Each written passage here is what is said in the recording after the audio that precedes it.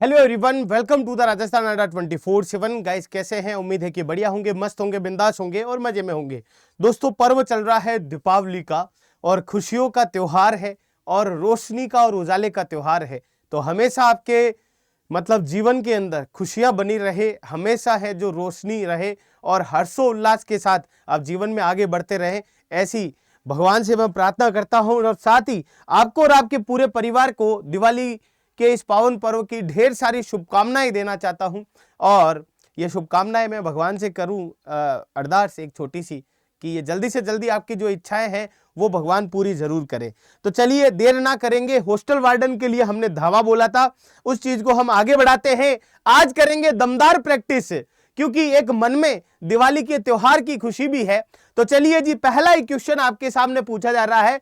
Computer आंकड़ों में अशुद्धि को कहा जाता है, अशुद्धि यानी कि जो इनएक्यूरेसी या एरर बोल सकते हैं हम लोग। तो आंकड़ों में जो अशुद्धि को है वो यहां पर किस रूप में जाना जाएगा? तो यहां पर एरर को यहां पर चिप के रूप में जाना जाएगा, या बाइट के रूप में, या बग के रूप में, या बिट के रूप में। देखो, बाइट और बिट ये दोनों के दोनों तो क्या है, मेमोरी साइज है यहां पर, और चिप है ये आपके हार्डवेयर को यहां पर क्या करती है, हार्डवेयर को रिप्रेजेंट करती है। तो कंप्यूटर में किसी भी प्रकार का जो एरर आता है उसे बग के रूप में जाना जाता है, और एरर को ठीक करना वो डिबगिंग के रूप में जाना जाता है। डिबगिंग के रूप में, किस रूप में जाना जाता है? डिबगिंग के रूप में उसे जाना जाता है। तो दो क्वेश्चन यहां पर क्लियर हो चुके हैं। और बहुत सारे जो मान लीजिए एरर आने लगते हैं तो हम वहां पर सॉफ्टवेयर को अपडेट भी करते हैं, और सॉफ्टवेयर को जब हम अपडेट करते हैं तो जो हमें कंपनी अवेलेबल करवाती है उन्हें पैचेस के रूप में भी जाना जाता है। तो तीन क्वेश्चन यहां पर पक्के हो चुके हैं।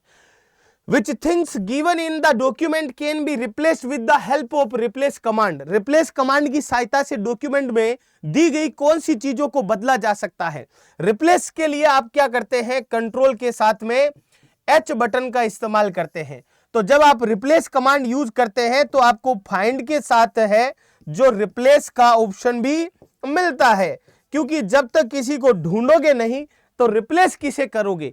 तो आप टेक्स्ट को भी कर सकते हैं, फुटनोट एंड नोट को भी कर सकते हैं, ग्राफ एनोटेशन को भी कर सकते हैं, यानी ऑल ऑफ अबो को आप डॉक्यूमेंट में किसी भी चीज को किसी से क्या कर सकते हैं?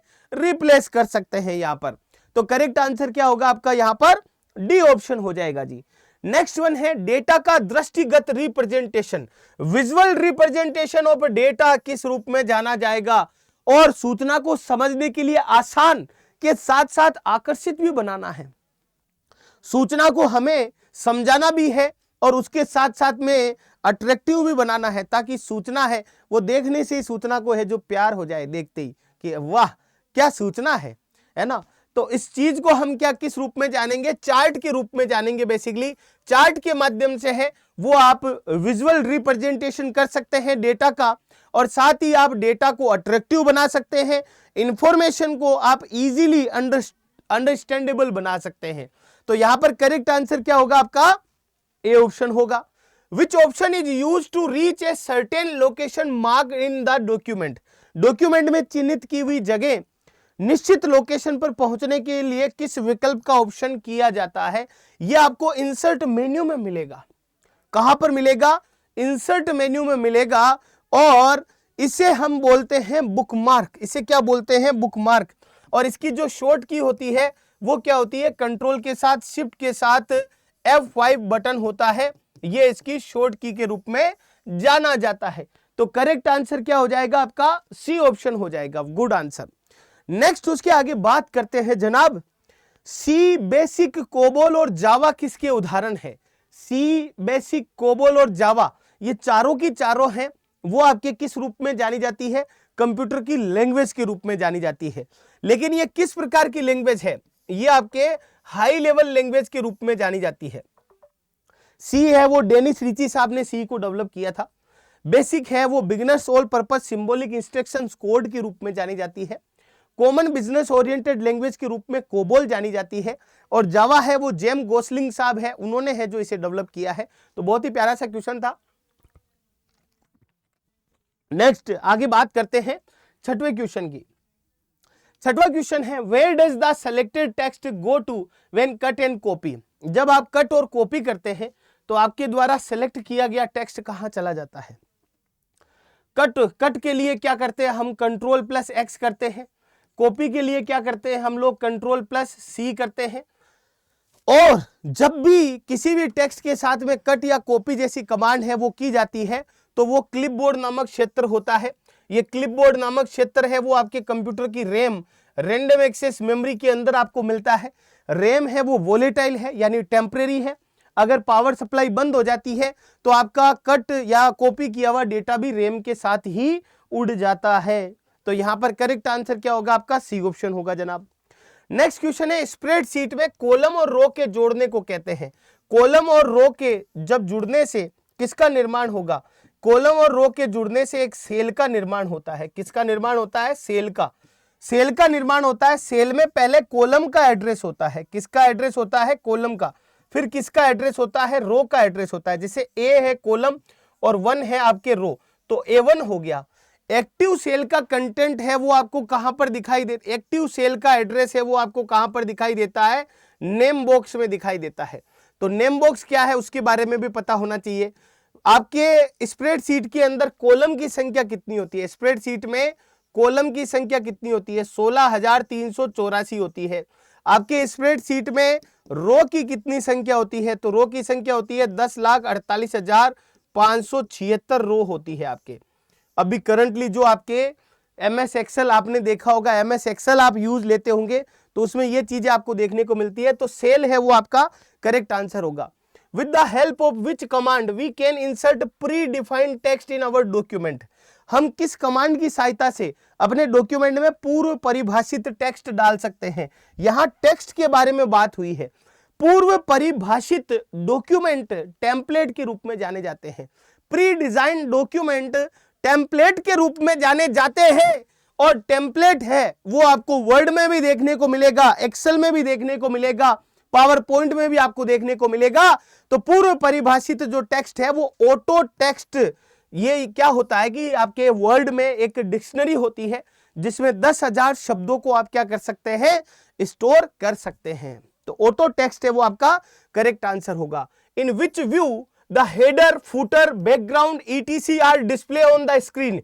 कौन सा व्यू है जिसके अंदर आपको हेडर भी दिखे, फुटर भी दिखे और साथ ही बैकग्राउंड है वो स्क्रीन का वो भी प्रदर्शित हो? तो उसे हम लोग प्रिंट लेआउट व्यू बोलते हैं। किसके अंदर? प्रिंट लेआउट व्यू बोलते हैं। यही वर्ड के अंदर बाय डिफॉल्ट व्यू के रूप में जाना जाता है। बाय डिफॉल्ट व्यू के रूप में आउटलाइन व्यू में ओनली टेक्स्ट आपको दिखाई देंगे, ओनली टेक्स्ट। और जब किसी डॉक्यूमेंट को आपको वेब के ऊपर प्रदर्शित करना है तो वेब लेआउट के अंदर, और ड्राफ्ट है फॉर फर्दर यूजेस है जो आप उस डॉक्यूमेंट को क्या कर सकते हैं? ड्राफ्ट व्यू के अंदर सेव कर सकते हैं। असेंबलर क्या करता है? असेंबलर है वो आपके सिस्टम सॉफ्टवेयर के अंतर्गत रखा जाता है। असेंबलर खुद है वो एक प्रकार का सिस्टम सॉफ्टवेयर है।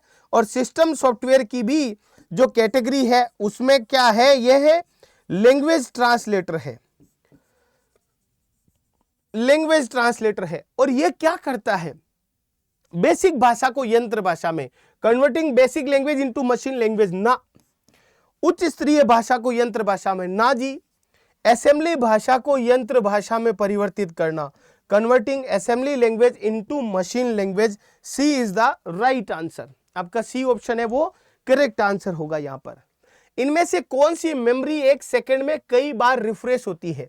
रिफ्रेश वो मेमोरी होगी जिसको अपने सेल में कंटेंट को बनाए रखने के लिए रिफ्रेश होना पड़ेगा। और वो मेमोरी कौन सी होती है? ये देखो, वो मेमोरी होती है DRM। DRM जिसे क्या बोलते हैं? Dynamic random access memory. Dynamic random access memory के रूप में इसे जाना जाता है। और इसे अपने सेल में कंटेंट को रखने के लिए बार बार क्या होना पड़ता है? रिफ्रेश होना पड़ता है। DRM के 3 टाइप है। एक तो है SDRAM, है ना, synchronize dynamic random access memory. एक है RDRAM, रोम्बस डायनेमिक। रोम्बस 2 तरीके से प्रोनाउंस किया जाता है ना। तो रेम्बस कॉर्पोरेशन के द्वारा डेवलप की गई है, तो रेम्बस आप सही से पढ़ें इसको। और तीसरा है आपके DDR RAM। Double data random access memory के रूप में, double data rate random access memory के रूप में इसे जाना जाता है दोस्तों। आगे वाला क्वेश्चन है, भाषा जिसे कंप्यूटर समझ सकता है और निष्पादित कर सकता है कहलाती है। अमेरिकन भाषा कंप्यूटर नहीं समझ सकता है, गुप्त प्रच्छल भाषा कंप्यूटर नहीं समझ सकता है, कंप्यूटर केवल और केवल कंप्यूटर मशीन भाषा समझेगा, केवल कंप्यूटर मशीन भाषा ही समझेगा, है ना, मशीन भाषा ही समझेगा। और मशीन भाषा है वो कैसी होती है, बाइनरी कोड के अंदर आपको मशीन भाषा देखने को मिलेगी। 0 और 1 के फॉर्म में आपको मशीन भाषा है जो देखने को मिलेगी। मशीन लैंग्वेज के रूप में इसे जाना जाता है। कोबोल भाषा का प्रयोग किया जाता है। कॉमन बिजनेस ओरिएंटेड लैंग्वेज के रूप में इसे जाना जाता है। यह हाई लेवल लैंग्वेज के रूप में जानी जाती है। व्यावसायिक कार्यों के लिए इसका उपयोग किया जाता है। किसके लिए उपयोग किया जाता है, व्यावसायिक कार्यों के लिए। और ये दिखने में अंग्रेजी भाषा जैसी है, दिखने और लिखने में अंग्रेजी भाषा के समान, दिखने और लिखने में यह अंग्रेजी भाषा के समान प्रतीत होती है। और यह व्यावसायिक कार्यों के लिए इस्तेमाल की जाती है, व्यावसायिक कार्यों के लिए। और साथ ही यह हाई लेवल लैंग्वेज के रूप में इसे जाना जाता है।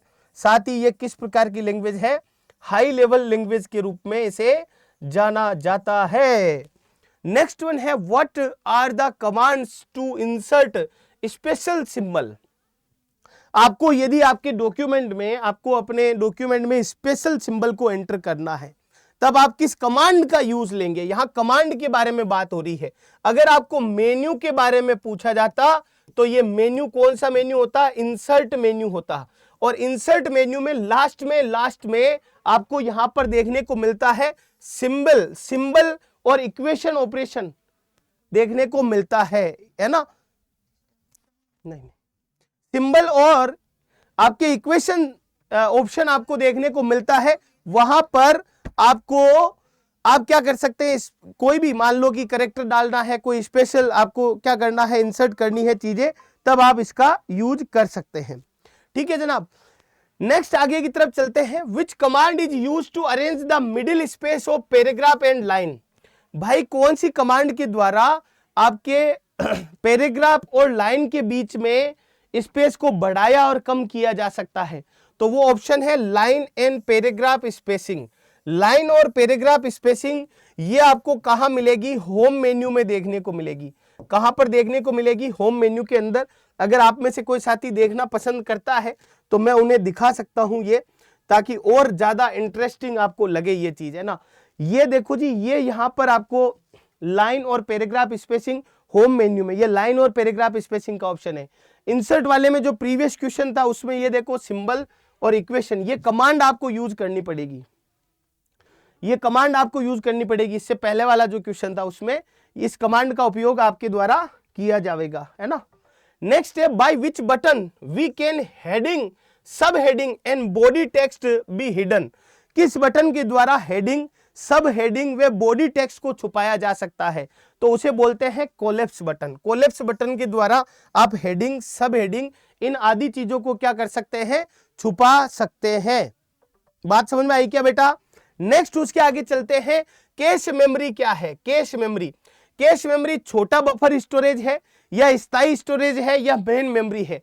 तो ना तो कैश मेमोरी मेन मेमोरी है, ना स्थायी स्टोरेज है, ये एक छोटा बफर स्टोरेज है। जैसे मेन मेमोरी के बारे में बताया गया है तो उसी प्रकार से कैश मेमोरी है वो आपके स्पेशल मेमोरी के अंतर्गत रखी जाती है। कौन सी मेमोरी के अंतर्गत रखी जाती है, स्पेशल मेमोरी है। ये कैश मेमोरी करती क्या है, ये कैश मेमोरी सीपीयू की स्पीड तो क्या होती है भाई, ज्यादा होती है, और रैम की स्पीड है वो कैश मेमोरी के मुकाबले क्या होती है, कम होती है। तो दोनों के बीच में स्पीड का बैरियर कम करने के लिए ये बफर जो करती है, ये डेटा मानों का सबसेट रखती है। ये डेटा मानों का क्या रखती है, सबसेट है, वो यहां पर स्टोर करके रखती है। तो करेक्ट आंसर क्या होगा आपके, एक छोटा बफर स्टोरेज के रूप में इसे जाना जाता है। वेरी गुड बेटा, बहुत बढ़िया। नेक्स्ट क्वेश्चन है, इनमें से कौन सी कंप्यूटर भाषा नहीं है। कंप्यूटर भाषा बेसिक है, beginners all purpose symbolic instructions code. Fortran का मतलब होता है फॉर्मूला ट्रांसलेशन। ये बेसिक भाषा है, वो सीखने किसी भी भाषा को सीखने के काम में ली जाती है, जबकि फोरेट्रॉन है ये गणितीय और वैज्ञानिक कार्यों के लिए इस्तेमाल की जाती है। गणितीय और वैज्ञानिक कार्यों के लिए इसका इस्तेमाल किया जाता है, वैज्ञानिक कार्यों के लिए। और साथ ही कोबोल जो भाषा है वो व्यावसायिक कार्यों के लिए इस्तेमाल की जाती है, कॉमन बिजनेस ओरिएंटेड लैंग्वेज के रूप में जाना जाता है। ये आईबीएम क्या है, ये कंपनी है इंटरनेशनल बिजनेस मशीन के रूप में, जो क्या करती है, कंप्यूटर बनाने में इसका बहुत बड़ा योगदान रहा है। कंप्यूटर बनाने में इसका बड़ा योगदान रहा है। इसका योगदान ये समझ सकते हैं कि फर्स्ट जनरेशन के जो कंप्यूटर है वो ज्यादा से ज्यादा इसी कंपनी ने है जो इंट्रोड्यूस किए थे। इंटरनेशनल बिजनेस मशीन ये भाषा नहीं है। फोरेट्रॉन भाषा का प्रयोग किया जाता है, अभी मैंने बताया था, फोटो बनाने में नहीं किया जाता है। व्यवसाय में तो कौन सी भाषा का उपयोग किया जाता है, कोबोल भाषा का उपयोग किया जाता है। तो गणित के क्षेत्र के अंदर फोरेट्रॉन का इस्तेमाल किया जाता है। फॉर्मूला ट्रांसलेशन के रूप में इसे जाना जाता है। फॉर्मूला ट्रांसलेशन के रूप में इस भाषा को जाना जाता है। तो करेक्ट आंसर क्या होगा बेटा आपका, इन मैथमेटिक्स के अंदर यूज लिया जाता है। द शॉर्टकट की फॉर फाइंड कमांड, फाइंड के लिए आपके शॉर्टकट की क्या होती है, कंट्रोल एफ। आप इसके द्वारा क्या कर सकते हैं, किसी भी टेक्स्ट को फाइंड कर सकते हैं, किसी भी ऑब्जेक्ट को ढूंढना है तो आप इसके माध्यम से क्या कर सकते हैं, नेविगेट कर सकते हैं। तो करेक्ट आंसर क्या होगा आपका, एफ, कंट्रोल एफ होगा बेटा। 21 नंबर है, A dash is a pre design document for task and such as fax, invoice और बिजनेस लेटर। फैक्स, इनवॉइस या व्यवसायिक पत्र जैसे कार्यों के लिए एक पहले से डिजाइन किया गया डॉक्यूमेंट है, वो किस रूप में जाना जाता है जनाब, वह जाना जाता है टेम्पलेट्स के रूप में, पहले से बनी बनाई फाइलें। एमएस वर्ड का जो टेम्पलेट का एक्सटेंशन होता है वो कौन सा होता है, .docx। टेम्पलेट फाइल की पहचान होती है इसके द्वारा, जिस फाइल के नाम के आगे .docx लिखा हुआ होता है वो एमएस वर्ड की टेम्पलेट फाइल है। अगर एक्सेल की बात करें तो एक्सेल की फाइल का जो एक टेम्पलेट का एक्सटेंशन होता है XLTX होता है। और अगर पावर पॉइंट की बात करें, तो पावर पॉइंट फाइल का जो एक्सटेंशन होता है .POTX के रूप में बेसिकली इसे जाना जाता है। तो करेक्ट आंसर क्या होगा जनाब आपका, टेम्पलेट्स होगा। नेक्स्ट है, for which command there is only one dialog box. भाई कौन सी कमांड है जिसके लिए एक ही डायलॉग बॉक्स आपको यहां पर देखने को मिलेगा, तो गो टू, रिप्लेस और फाइंड कमांड है, जिसके अंदर आपको ये चीज देखने को मिलेगी एक ही डायलॉग बॉक्स में। देखो ये कहां मिलता है आपको, ये मिलता है जब आप F5 बटन दबाते हैं। कौन सा बटन दबाते हैं, F5 बटन जब आप दबाते हैं तो ये देखो फाइंड, रिप्लेस और गो टू कमांड, ये कई सारे एग्जाम में पहले भी क्वेश्चन पूछा जा सकता है। ये डायलॉग बॉक्स मिलता है जिसमें आप तीनों काम एक साथ है वो अपने क्या कर सकते हैं, एग्जीक्यूट करवा सकते हैं बेटा। नेक्स्ट, उसके आगे बढ़ते हैं, जो 23 नंबर क्वेश्चन है अपना, which command break the page at the current position of the cursor. किस कमांड द्वारा कर्सर की वर्तमान स्थिति पर पेज को ब्रेक किया जाता है। तो पेज ब्रेक कमांड मिलती है आपको, और ये कहां पर मिलती है आपको, ये कहां पर मिलती है, ये देखो जी, इंसर्ट मेन्यू के अंदर पेज ब्रेक कमांड आपको यहां पर देखने को मिलेगी। इंसर्ट मेन्यू के अंदर पेज ब्रेक आप कर सकते हैं। पेज ब्रेक की शॉर्ट की क्या होती है, ये क्वेश्चन बनते हैं बेटा। पेज ब्रेक होता है कंट्रोल के साथ में एंटर की के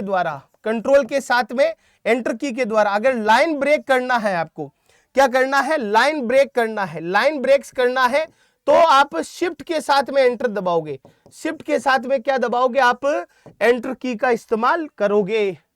पेस्ट फॉर्मेटिंग के लिए किस शॉर्टकट की का उपयोग किया जाता है, ये फॉर्मेट पेंटर जो होता है ना उसकी है। ये फॉर्मेट पेंटर के अंदर आपके ये शॉर्टकट की है वो इस्तेमाल की जाती है। फॉर्मेट पेंटर के अंदर किसी फॉर्मेट को किसी दूसरी जगह अप्लाई करना हो तब आप क्या करते हो, पहले फॉर्मेट कॉपी करते हो, पहले फॉर्मेट को क्या करते हो, फॉर्मेट को कॉपी करते हो, और फॉर्मेट कॉपी करने की जो शॉर्ट की होती है वो क्या होती है, कंट्रोल के साथ शिफ्ट के साथ में क्या होती है, सी होती है। यानी कंट्रोल सी के बीच में अगर शिफ्ट लगा देंगे तो वो फॉर्मेट को कॉपी करेगी, और फॉर्मेट को अगर पेस्ट करना है, फॉर्मेट को क्या करना है, पेस्ट करना है, तो फॉर्मेट पेस्ट करने के लिए कंट्रोल के साथ में शिफ्ट के साथ में क्या दबाते हैं जनाब, वी दबाते हैं। तो ये फॉर्मेट को पेस्ट करने की जो शॉर्टकट की होगी वो कंट्रोल शिफ्ट और वी होगी। नेक्स्ट और अंतिम क्वेश्चन आपका आज का, जब इसमें बिजली बंद हो जाती है तब भी मेमोरी के डेटा या कंटेंट गुम नहीं होते हैं, वह मेमोरी किस रूप में जानी जाती है। जब मान लो लाइट चली जाए तो रोम है, ईपी रोम है और डबल ई रोम है, इनमें सब में है जो आपके डेटा उपस्थित रहता है। क्योंकि रोम किस प्रकार की मेमोरी है, रोम है वो आपके नॉन वोलेटाइल मेमोरी है। नॉन वोलेटाइल मेमोरी होने की वजह से आपके डेटा है वो गुम नहीं होता है इसमें। ये बात सभी के समझ में आ गई बेटा। अब मैं लेकर के चलता हूं आपको एक महत्वपूर्ण सूचना की ओर। देखो दिवाली का उत्सव चल रहा है, तैयारी का उत्सव भी चल रहा है। हॉस्टल वार्डन की कोई जमकर के तैयारी करना चाहता है, टेस्ट देकर के अपने आप को जांचना चाहता है, तो वीडियो कोर्स और टेस्ट सीरीज दोनों के दोनों अवेलेबल है। कैसे करना पड़ेगा, सबसे पहले अड्डा 24/7 की मोबाइल ऐप डाउनलोड करनी पड़ेगी। प्ले स्टोर से आप डाउनलोड कर लीजिएगा ADDA247, और डाउनलोड करने के बाद यहां सेलेक्ट योर कैटेगरी, सबसे पहले सेलेक्ट योर कैटेगरी में स्टेट एग्जाम में राजस्थान सेलेक्ट करना है। राजस्थान सेलेक्ट करने के बाद इस जगह आपको यहां होम का बटन मिलेगा, यहां कम्युनिटी का, यहां माय कंटेंट का, और ये बटन मिलेगा स्टोर का। स्टोर के अंदर यहां पर EMRS का ऑप्शन मिलेगा, तो EMRS पे जाना। जिन विद्यार्थियों को कोर्स चाहिए तो वो थोड़ा नीचे जाना, ये वाली फोटो दिखे तो उसके ऊपर क्लिक करना, और यहां जैसे ही ये फोटो दिखेगी उसके नीचे प्रोमो कोड का ऑप्शन आएगा, तो यहां जो भी कोड लगा हुआ उसको हटाना। हटाने के बाद वहां पर कूपन कोड Y400R लगाना। Y400R जैसे लगाओगे तो ये रिकॉर्डेड कोर्स पूरी की पूरी क्लासें आपको 566 रुपए में दिखेगी। कोइंस का यूज लोगे तो और 6 रुपए आपके कम हो जाएंगे। 560 रुपए में दमदार तैयारी आप कर सकते हैं। अगर इसके सारे के सारे वीडियो आपने पढ़ लिए और उन्हें समझ लिए और उनको काम में ले लिया तो फिर आपका सिलेक्शन कोई भी रोकने वाला नहीं है। अब बात करते हैं टेस्ट सीरीज की। इसी सेक्शन में आपको टेस्ट सीरीज नजर आएगी जहां पर यह दिखा था। इसी में आपको हॉस्टल वार्डन की टेस्ट सीरीज टोटल 135 टेस्ट है, 5 मेन टेस्ट है, बाकी subject wise topic wise test है। और ये टेस्ट सीरीज लेनी हो तो बाय नाउ पे क्लिक करना, Y400S कूपन कोड आप लगाना। जैसे आप Y400S कूपन कोड लगाएंगे 194 रुपए में ये टेस्ट सीरीज आपको देखने को मिलेगी। कोइंस का यूज करोगे तो और 4-5 रुपए कम हो जाएंगे। दोनों चीजें हैं वो आपकी तैयारी में 4 चांद लगाएगी यदि आप पढ़ने में इच्छुक हैं तो इसी के साथ मैं इजाजत लेता हूं। जय हिंद, जय भारत और धन्यवाद। पढ़ते रहिए, मस्त रहिए, जीवन में आगे बढ़ते रहिए। Thank you very much guys.